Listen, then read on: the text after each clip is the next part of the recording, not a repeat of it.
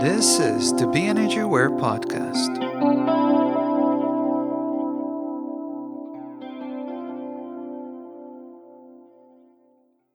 Hi, and welcome back to the BEnergyAware Podcast. Thanks again for joining me here. Your feedback, as always, is much appreciated, so please let me know your thoughts and suggestions so I can have them in mind when creating the future episodes. Get in touch with me through Instagram at BEnergyAware or through my website, BEnergyAware.com. Thank you so much for being here. Today's episode is part 1 of the Top 10 Countdown of 2020, episode number 10 to episode number 6. I'm going to announce them one by one. Okay, so number 10 is Meditation Time. It's about 6 minutes long. Here it is. If there is one thing that highly sensitive people can't do without, that would be meditation. Meditation makes such a huge difference for any highly sensitive person. There are, of course, different meditation techniques that can be used, but what I want to talk about in this episode is about what gets us into that meditative state, and that can be many things. I also want to talk about what the purpose of meditation can be, and about what has worked for me. So, is there a one right way to meditate? I don't think so. Everyone needs to find what works for them. It can be very different from one person to another. And while one thing might work for one person but not work for another, I still want to point out a couple of different things here. The most important thing, in my opinion, is the intention behind meditating. What is the purpose of meditating? Each one of us needs to define it. For example, if the purpose is just to get into meditative state and relax, then for some people, spending time in nature might be the perfect thing to do. If it's clearing our thoughts, well, to me that would be different. For me, I find that spending time in nature doesn't necessarily purify my thoughts, and it doesn't get my mind to work much slower. Maybe just a little bit, but not much. I need to do something different in order to slow down my thoughts and to ease the mental pressure. Many times I just stare at one spot on the wall and I try not to think while doing it. I kind of lose myself in that one focus point on the wall in front of me. Or sometimes, with my eyes closed, I just focus on the sensation of the air entering and exiting my body. And I normally choose a specific point of focus. For example, if I'm breathing through my nose, then my focus point is going to be on the tip of my nose. That is, on the sensation of the air entering and exiting through my nose. If my thoughts interrupt me while I'm focusing, I just gently let go of them and get my attention back to the tip of my nose. Sometimes I get quite interrupted by my many different thoughts, and sometimes not so much. But what this kind of meditation practice does for me, it helps me be more present and focused during everything that I do later in the day. And that's why I like to meditate first thing in the morning. And I sometimes meditate at different times throughout the day, depending on my needs. I regularly check in with myself to find out what I need at any given time. Since I've started meditating, I've noticed so many changes for the better, and it still keeps getting better. The more I do it, the better it gets, and the more I benefit. I know that for some people, it is very difficult to keep still and to just be focusing on their breath. Those people need to find something else that works better for them. Although I would still suggest to give this a go. Maybe it's just that they cannot do it when they're at home and they need a different kind of environment. I guess that's why some people like meditating outdoors. Like I said, whatever works for you. As long as you're receiving the benefit, you're doing the right thing. So like I said, there can be different purposes for meditating. Sometimes we seek guidance in regards to a certain challenge we're facing, or a situation or a certain decision that we need to make. And then during meditation, we receive what we need and move forward feeling more settled and on track. Some people use meditation to heal themselves, and there are many different tools that we can learn through meditation that can really help us in our daily life, and especially when it comes to shifting and protecting our energy. More about those in the future. For now, if we can just acknowledge the importance of meditation and the fact that it really improves the quality of our life, and that it can make things much better and easier, yeah, I think that's good enough for now. Also, what is it that gets us into a meditative state? That can be different things for different people. But there are also things we can learn that can enable us to get into a meditative state almost immediately. Some people need to be moving in order to be in a meditative state. And some people need to be still. Some need to be in a quiet place. Some need to be surrounded by nature. The list goes on. It would be great not to depend on those outside circumstances and surroundings and to have the ability to be in a meditative state at our will. How does that sound? Well, I'm telling you, it's possible.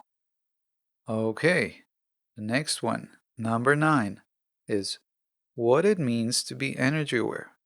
And it's about 3 minutes long. Here it is.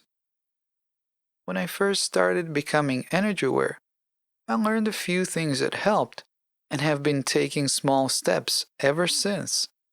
And by today, I've made a whole list of things that I feel it's good to be aware of. Here is the list.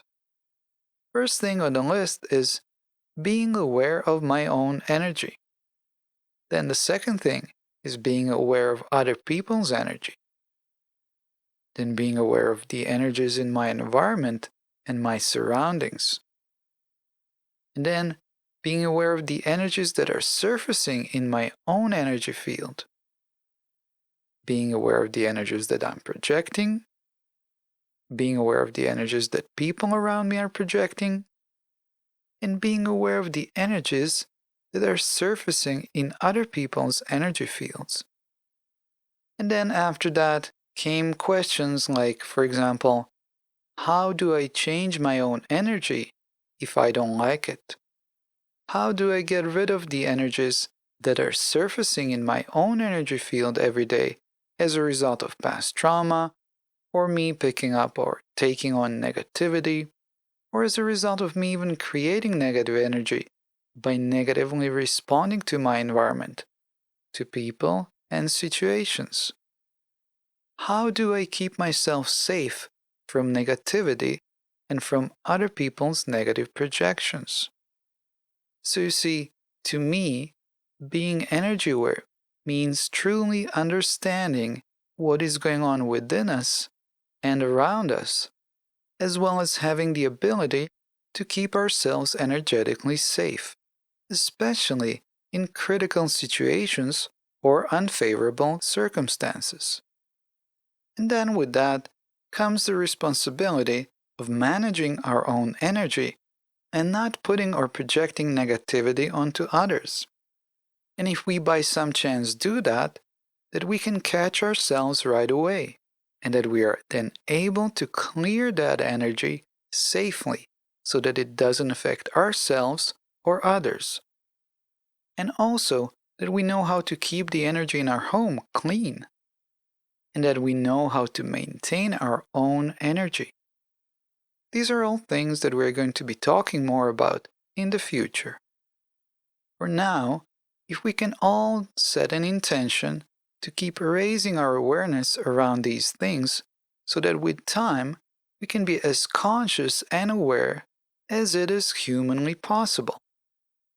Nothing more to say for this episode, other than that I'm really looking forward to the next few episodes, because like I said earlier, there will be guests, so stay tuned. Guests indeed. Number 8 is Self-Care for the Highly Sensitive with Laree Griffith. I've created a shorter version of it, about 8 minutes long. You can find the link to the full version in the description of this episode. When someone says self-care, I think about, hey, how do we take that time and figure out how to protect ourselves from all these different kinds of energies that would overwhelm us? Or if we are in a certain situation and then there's all kinds of things that can happen, and then we take that energy home with us. And then we still feel overwhelmed when we get home and we're deeply upset for a couple of days. We don't know how to stop that, how to get rid of it. So these are some of the things that I like to mention in these kinds of conversations, because it does, to me, does relate to self-care quite a bit. For me, that's self-care, to be able to realize it and to know how to deal with that. Yeah, absolutely. I think one of the best things I've learned the last couple of years is just simple meditation. Just taking 5 minutes between, like when you come home or you get done talking on the phone or have a stressful conversation, or is to actually take the time to just close your eyes for 5 minutes and do some deep breaths and little things like that. I write, like I just grab paper and just start writing, just whatever I'm feeling, or Mm-hmm, mm-hmm. getting it out of my head. I think that's really important for me, to just let those feelings out. Yeah, that's a really good way. Yeah, that's great. Yeah, writing works for a lot of people, a lot of highly sensitive people. That's a really good way of, how to stop overthinking. Whether it be, as a result of feeling different feelings, or just being in a work frenzy where we just tend to overthink things, or we're up against challenges that make us overthink things and so on. And then writing for sure helps a lot of people. Yeah, overthinking. That's a good point. I don't even think we realize how much we do overthink. Right. Another thing I like to do is listening to music and doing a kind of a meaningless task instead of focusing on something that takes a lot of energy, like creating content or work related stuff. But to just turn on the music and wash dishes, or just do something that doesn't take, it's just kind of mindless. That helps me too. Yeah. Yeah. So yeah, music. And what else? So, yeah, I think a lot of it's just learning to be quiet with yourself, to stop the input, like not having to, like for me, I'll often listen to a lot of podcasts, or I'll have to read something, or I'll just be taking in this content all the time, for like 15, 16 hours straight. And then I have to purposely, just make myself stop and not take anything else in. Yeah. Less input. That Yeah. works. Yeah, for sure. And, when it comes to diet, if we can go back to food a little bit, what kind of diet would you recommend to highly sensitive people? Well, I think everybody's different when it comes to diet, but I think the main things that apply to most people would be, to eat whole foods. I think that's really important, to stay away from sugar, eat more vegetables, of course. And yeah, I think the world we live in makes it a lot more difficult than it needs to be. I think just, eating whole foods and eating mostly a plant-based diet, staying away from processed foods and sugar. Yeah, so I think if we just stick to real food. I try and eat a lot of salads. Um, so just like I buy a big box of the the different greens that have like the chard and the spinach in it, and I buy a great big box of those, and I make smoothies with them, and I put them in with breakfast, I scramble or I saute them with like turkey sausage, or I eat a lot of soup. I love soup, so that's a good way to get vegetables. And I love roasted vegetables. Yeah, so I try and stick to pretty much vegetables, and then I'll add in a little bit of protein, like fish or chicken, or but I don't base my meal around the meat per se. I try and create meals that are like vegetarian or vegan, and then add meat to them. That's kind of how I try and structure my diet, and that makes sure I get more vegetables in. And I think sleep is really important. A lot of people are just not getting enough sleep nowadays. And I don't know about you, but that's probably my bane is not enough sleep. I fall apart if I don't have more than 6 hours of sleep. Yeah, I totally get that. I keep saying to everyone, you cannot get too much sleep. Do you take naps? Yeah, I do. I think, and staying hydrated is another one. I think during the day we just don't drink enough water, and our energy level just goes way down, and sometimes that's really all, you're just dehydrated. Yeah. So what else is there? If there's anything else, so we've mentioned, let's see what we've mentioned so far. So we have all the basics like food, like sleep, naps, taking care of ourselves, alone time. Writing, getting things out of your head. That's good. Yes. Yeah. I think physical movement is really important. I don't know if I mentioned that or not. Just going for a walk or riding a bike or spending time in nature, I guess, going outside, movement and fresh air and all that stuff. Yeah, well, from an energetic perspective, what happens is when we go for a walk, we move energy. So we're moving, so it's easier for us to process things, and we can get easily into meditative state. We can more easily be present with what we are feeling, and then we get clear on things because our thoughts become clear, and it does so many things at the same time.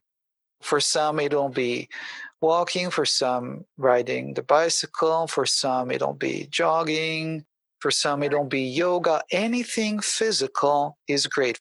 Whenever we move the body, we are more present. We're actually right here, right now. And then whatever's going on within us, we're more aware of it. And also, we can more easily let go of it. Thanks so much again. And yeah, let's just keep applying self-care and do what we do and keep raising awareness because there's so much that can be done. And I think it all starts with self-care. Without self-care, I don't think we can do much. No. There's no use knowing about energy of it or anything else for that matter if we don't apply any self-care. So self-care is really important. I think it's the number one thing for all highly sensitive people to be doing daily and weekly and regularly. Next one is number 7. How your home can support your healing journey with Feng Shui expert and consultant Rodika Tchi. This is a shorter 12-minute version of it. For the full episode, see the link in the description. What's the most important thing about the bedroom? Yeah, so the most important thing about the bedroom is to, let's say when you enter your bedroom, how do you feel? Because I like to start on very simple levels. And it sounds simple, how do you feel? But feelings have so much information. So do you feel uplifted? Do you feel tired? When you come in, so what's the message of your bedroom? You come in and you feel uplifted and relaxed at the same time. So it's a space that's so nourishing and subtly energizing and healing. And in terms of what can be done in the bedroom, the basics have to be there before going into deeper levels. So such simple basics as fresh air, so just opening the window. And if you can't open the windows, you can work with essential oils, eucalyptus or peppermint to kind of energize the air and clear it. Fresh air is important. Number 2, the quality of light. So throughout the day, your bedroom has to have some sort of natural light coming in because light is nourishment. And at night, you want complete darkness. So both those, yin and yang, they have to be there for a good bedroom. So being aware of the play of light, day and night is very important. So once you have fresh air, you know how to deal with the light levels, and also just the electrical lighting or the lighting levels that you have in the bedroom. They have to be very kind of soft and nourishing. So you don't use the ceiling light that can be disturbing, right? You kind of go for several levels of lighting, or you can use, let's say, Himalayan salt lamp or candles in the bedroom. So 2 places in the bedroom to watch for clutter. Number one, you don't really want things under the bed, because that creates clutter energetically. Even if they're organized, it creates sort of heaviness. So the energy is not moving. It creates sort of a stagnant energy. So ideally, you want space under your bed so the energy could kind of flow and nourish you. And if you absolutely have to store things there, they have to be just related to kind of relaxation. Maybe you have blankets or pillows, and there's space between them. So just being aware that you don't want to create stagnancy under the bed. And the closets, somehow people think that if it's out of sight, it's out of mind, but in the old energy, you can't really hide it. So not having clutter in the closet, having it organized is important. Just for your own peace of mind, for your good sleep, for your clarity, for your energy levels. So those are like the energetic basics. And then there's the position of the bed, which is super important for your own well-being long-term, right? If you're in a hotel somewhere or visiting friends, let's say it's okay if your bed is under the window or if it's aligned with a door. Temporarily, there are scenarios that are okay, but if it's your own bedroom, you want to be sure that your bed is in a very energetically strong place.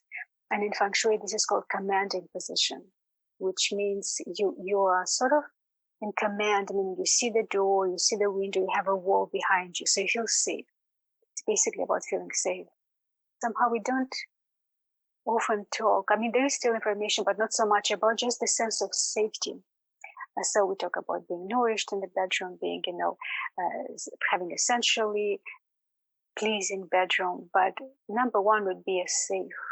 So I would say that the commanding position, the roots of this ancient guideline comes from the need of humans to feel safe, right? We need to feel safe. The bedroom and the bed and when you sleep at night is like the ultimate place to feel. If you don't feel safe there, where else would you feel safe, right? Of So it's your course. home and your bedroom. So to sum it up, it's the fresh air, it's the light levels, as little clutter as possible so that the energy can flow, and the position of the bed. And then the bed also has to be a good Feng Shui bed, meaning have a good headboard. Metal beds are not good because, metal is not the healthiest material in terms of health and connected to electromagnetic fields and so on, and earth energies. The wooden bed frame. Wooden bed frame, yes. And ideally mattresses that don't have so many coils, so much metal in them. And you would always want a headboard. Headboard is considered ideal because it gives energetic support. Main piece of furniture has to be the bed, right? Then you might have a dresser, but you don't want too many things because everything takes energetic space. Everything takes attention and care. So the less you have, the more thoughtful it is, the better, right? In terms of the bedroom, definitely. But it still has to have some sort of lushness. So that's where layers maybe of pillows and blankets, and maybe it's different for a man and for a woman, or the couple comes to an agreement as to a balanced way. But there's this balance between less items, but what is there, it has a sense of nourishment, a relaxation, a softness. It's a feminine energy because that's the nourishing energy, right? So maybe the balance between both. And in the room, yes, let's say some people would have the laundry basket like very close to the bed, or very close to the bedroom door, with all well, try not to. Does the laundry basket have to be in the bedroom, right? I know it's convenient, but it's not less convenient to have it a bit further, let's say in a different space, laundry room or bathroom. So even those little details, when you wake up, you'd rather see something inspiring versus a laundry basket. You don't want to see a big clock in the bedroom because it speaks of time. And when you're in the bedroom, you don't want to think of time. So those are the no-nos, right? Those are the things best to avoid. And to go back to your question, how to decorate it, I would start again with lighting. So candles would be beautiful. Candles are beautiful for any bedroom. Just being aware of the healthy ones, beeswax or soy candles versus the one that have quite a bit of toxins in them. And then bring objects that have meaning to you. You can create a small altar in the bedroom, like a sense of sacredness. I mean, bedroom is it has quite a few major functions to fulfill. It has to be replenishing, like it has to promote good sleep. You have to sleep well. That's obvious for health reasons. Yes. Then you have to feel nourished when you're there. Nourished, supported, loved, inspired. So what nourishes you visually?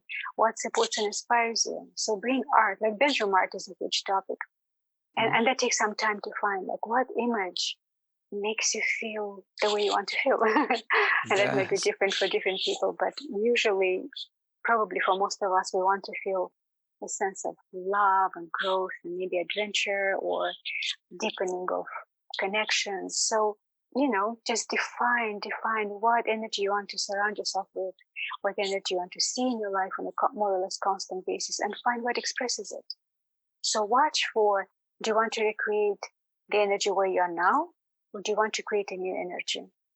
Right? There's a good distinction to make. What you're used to, what you are, where you want to be. And another thing with art is that you don't want a lot of water energy in the bedroom. That's just a feng shui thing, because a strong water element is not good in the bedroom. Strong waterfall or waves in the bedroom, right? Or even lakes, right? Even still water is not good. Which brings us to the topic of mirrors. Mirrors represent the water element in feng shui, and they can be okay, let's say a small mirror in the bedroom, but usually you don't want too many big mirrors in the bedroom or a big mirror in the bedroom. Especially, you do not want a mirror that faces the bed. That's considered really challenging for your own energy levels. If you sleep and the mirror is constantly reflecting your energy field gets way weaker. So let's say when we look into the mirror, it's a quick feedback. We look at what it reflects back to us, whatever is there in the moment, and it's movement. Let's put it this way: it's reflection, it's movement. And when you are in the bed, when you're in bed, you do not want to see yourself in the mirror. So if you decide to have a mirror in the bedroom, you have to position it in a way that does not reflect the bed, because you want the energy cocooned around the bed. You don't want any weakening. Yes. If that's, yeah. Well, in terms of healing and supporting our healing journey, what number one thing around the bedroom for me that came out of this conversation right now is the feeling of safety, that we need to be feeling safe in our bedroom. And so that means primarily in our bed, because that's where we spend most of our time. And you know how, let's say lately on the market there's such a surge of, let's say, and I've recently discovered that weighted blanket. How do you say that? Blankets that have weight, right? Yes. So that they promote a sense of safety. It's like an embrace or a hug. You feel more cocooned, right? Yes. Or blankets that have this thicker knit. How do you say that? Yes. Thicker, so they have more substance, more presence. So we all need, no matter the age, we all need this sense of embrace, cocooned, safety. And the sense of warmth. So let's say the best feng shui colors are considered the skin tone colors. So that, and the skin tones vary from, pure white to, let's say, chocolatey, deeper chocolatey colors. So those earthy colors are considered best for the bedroom, with a bit of fire colors. And fire colors are reds and deep orange and pink and purple and so on. So the colors would also create a certain temperature that is warm.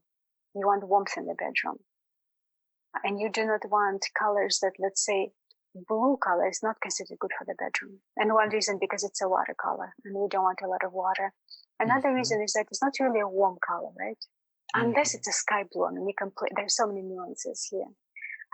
So you want to create a feeling of safety and warmth, to feel warm, Yes.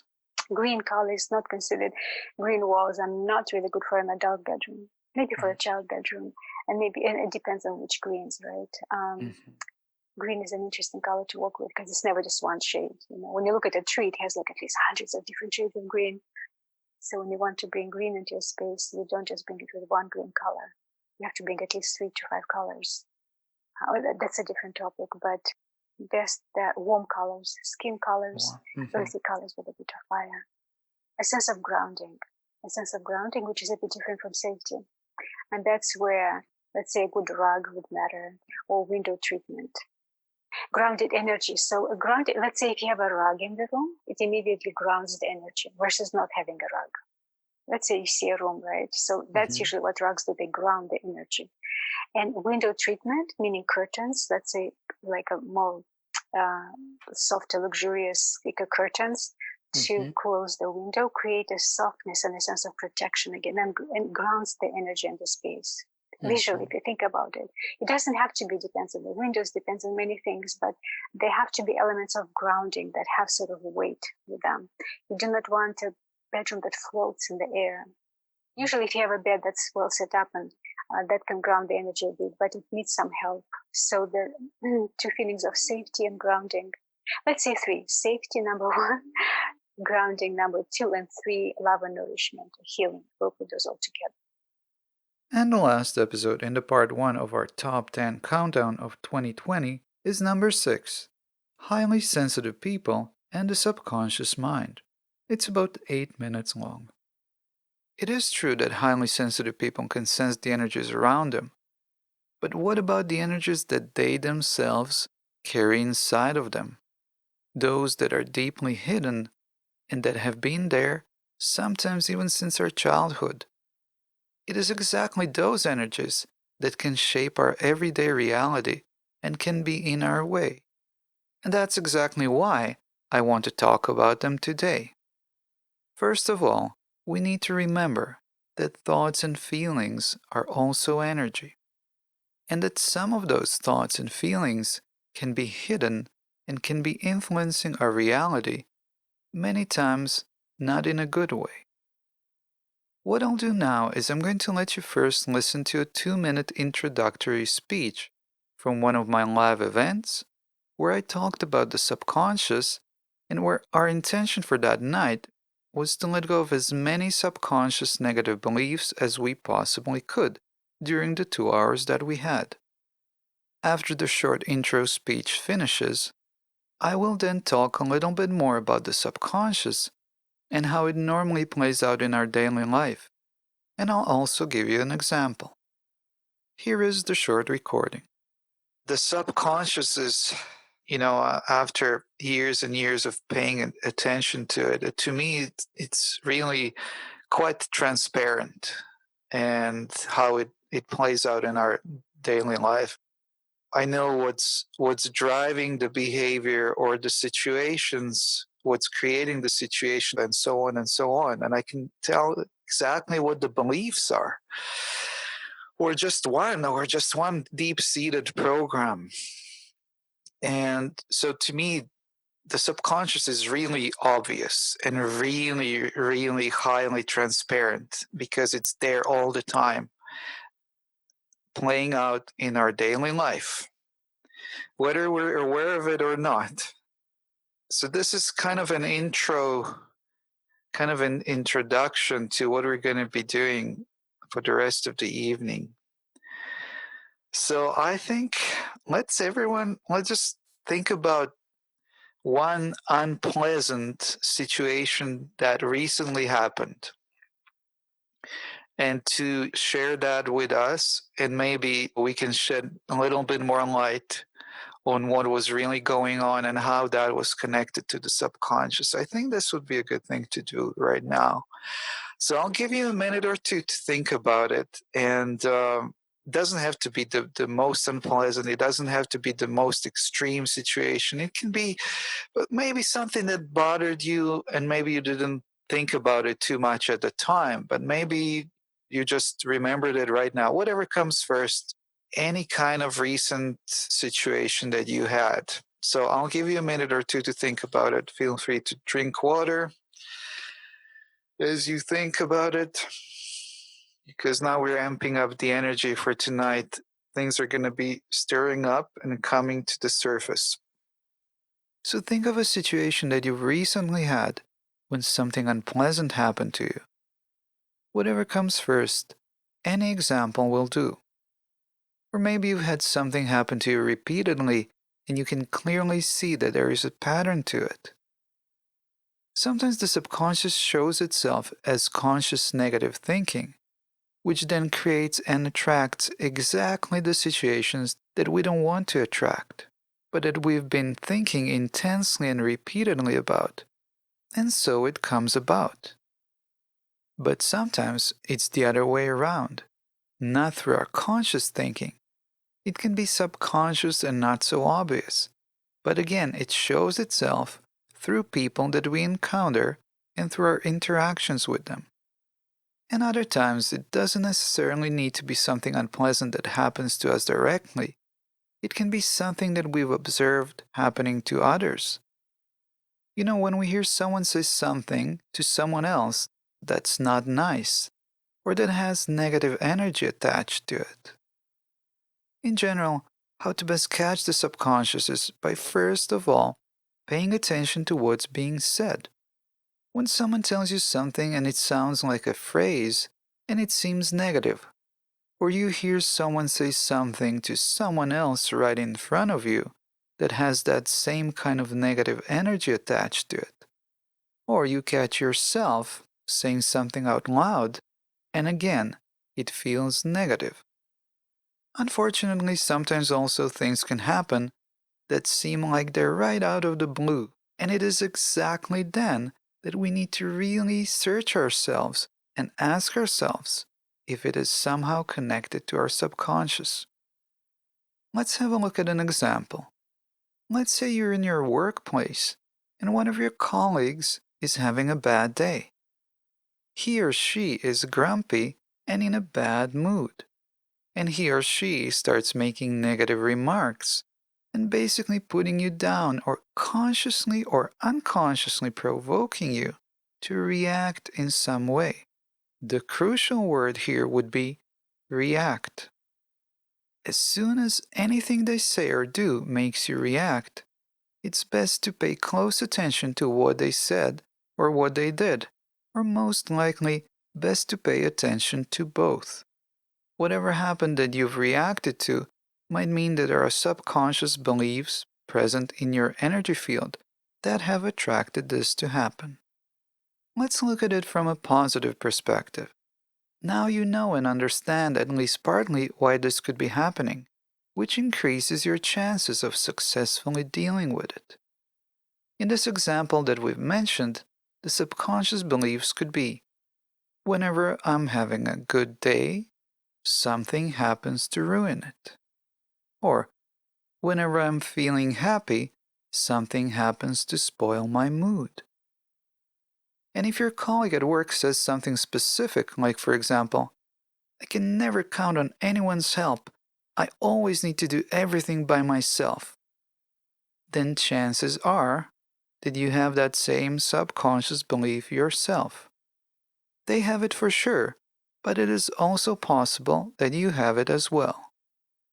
If we are able to remove the subconscious beliefs that have attracted this to happen, then it is more likely that a situation like this will not happen again, or that it will not trigger us in case it does happen again. Paying close attention to the situations in our everyday life can tell us many things. Those situations can happen anywhere, anytime, not just in our workplace. They can happen when walking down the street, when driving in traffic, at home, at the grocery store, and pretty much anywhere else.